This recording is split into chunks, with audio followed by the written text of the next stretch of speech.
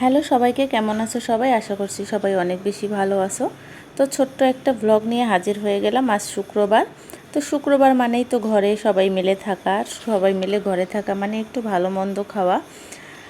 এই দিনটা ছাড়া মানে দুটো দিন, শুক্র আর শনি, এই দিন দুটো ছাড়া তো সারা সপ্তাহ সবাইকে কখন খায়, কে কোথায় খায়, কারো ঠিক ঠিকানা নাই। তো তখন যেভাবে হোক হয়ে যায়। তো শুক্রবারটা স্পেশালি একটু ভালোভাবে রান্নাবান্না করতে হয় যেন সবাই বসে খেয়ে মজা পাওয়া যায়। তো ছোটো মেয়ে আজকে বলছিল ও বিরিয়ানি খাবে, তাও আবার চিকেন বিরিয়ানি। তো তাই করলাম। ওর বাবা বাজারে গিয়ে একটা মুরগি নিয়ে আসলো।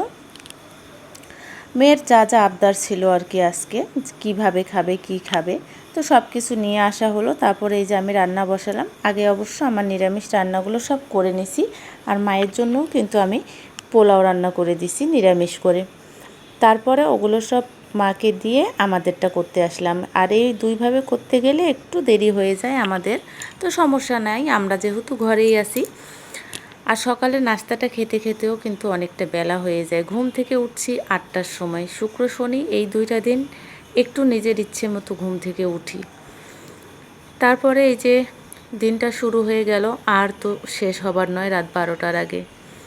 তো এই যে কথা বলতে বলতে আমার কিন্তু বিরিয়ানি প্রায় হয়ে আসছে, কারণ দুই চুলায় দুটো দিয়েছিলাম। তো একটাতে মাংসটা কষিয়ে নিলাম, আর একটাতে এদিকে চালটা ভেজে নিলাম। আবার মাংসটা নামানোর পরে ওখানে গরম জল ফুটাতে দিছিলাম, সে গরম জলটা ফুটে গেছে। এখন এই যে গরম জল দেওয়ার কারণে খুব দ্রুত হয়ে যাবে, খুব একটা বেশি সময় নেবে না। তো এই যে এইভাবেই আজকে শুক্রবারের দিনটা আমাদের কাটছে। তো খুব একটা ভালো কাটছে না, খুব টেনশনে আছি, খুবই চিন্তায়। ভগবানের কাছে সবাই অনেক প্রার্থনা করছি, কারণ আমার মেজ দেবর আজকে 1 মাস পার হয়ে গেছে প্রায়, ব্যাঙ্গালোরে আছে। আজকে ওর একটা এনজিও ফ্লাশ চলতেছে, জানি না কি রেজাল্ট আসবে। সবাই আশীর্বাদ করো, ভগবান যেন ওর কিছু ভালো একটা সংবাদ দেয়।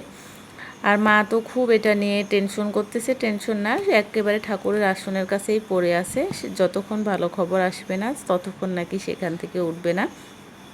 কোনো কিছু খাওয়াতে পারা যাচ্ছে না, খুবই অল্প একটু, কারণ উনিও তো স্ট্রোকের রুগী, তা ওষুধ খেতে হবে টাইম মতো। তার জন্য আমি একটু জোর করে দিছিলাম খাওয়া, তো খায়নি।